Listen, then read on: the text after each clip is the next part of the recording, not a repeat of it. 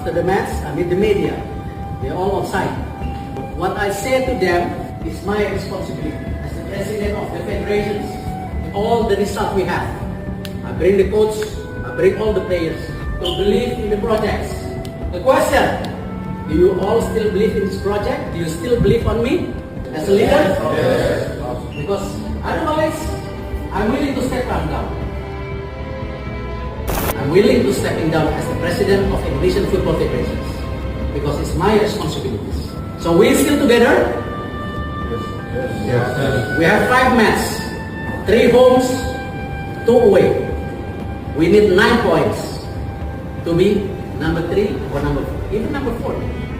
So tonight, I want every individual in this room to review what went wrong. If you want to stay,